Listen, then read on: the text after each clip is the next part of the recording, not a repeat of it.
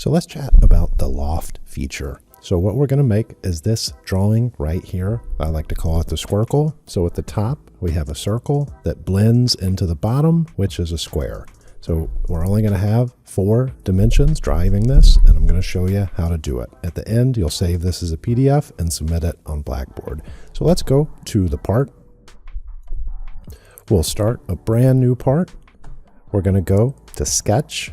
Sketch, we'll choose the top plane in this case. I'm going to sketch a center rectangle right on that origin, and I'm going to make it 3 inches by 3 inches, okay?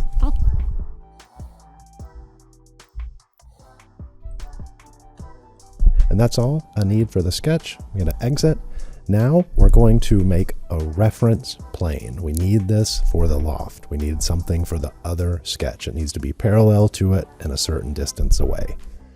We're going to use the feature reference plane. I'm just mentioning that you do not want to use this one. This is a 3D sketch plane. This is not it. So go to Features, Reference Geometry, hit the arrow, select Plane. So the plane needs to know where it's going to be.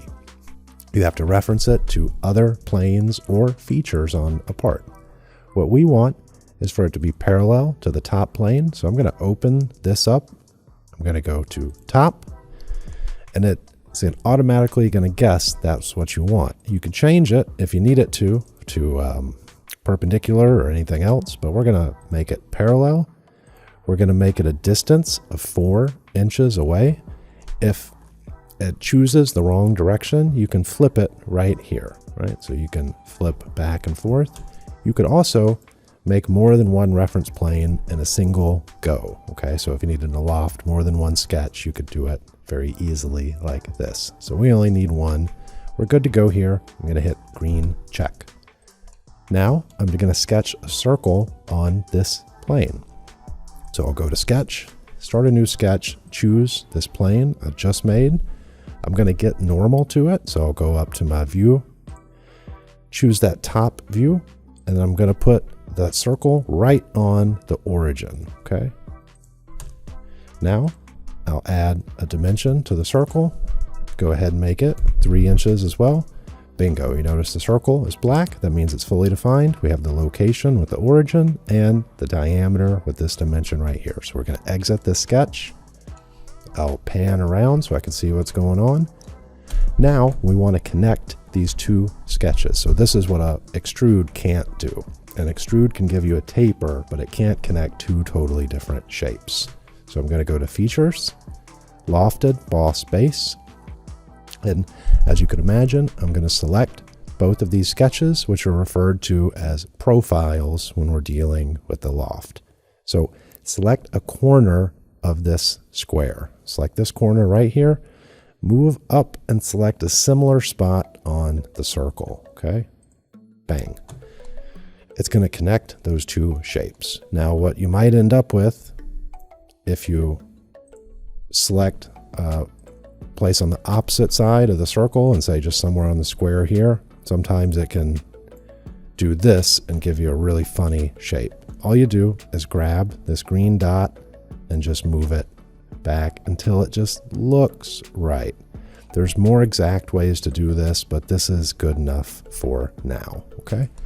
So that's all we need for the loft. I'm going to hit green check, exit. I'll save this part.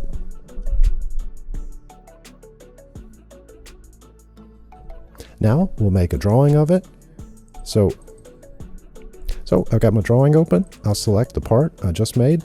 You notice that view is a little small. If you remember, you just scroll down here to scale, and we're just going to want to use a larger scale. So 1:1 is good for us right now. So all I really need is this front view and this top view, because you can see both of the shapes from the top view, and we need the height from that front view. So hit green check. We'll go to Annotation, Model Items. I'm going to select this bottom view. Now it gave us all our dimensions, but this diameter we're going to want to move to the top view. So if you remember, hold down Shift, drop the dimension on the top view. This dimension is not pleasing. It should be just a leader with a diameter.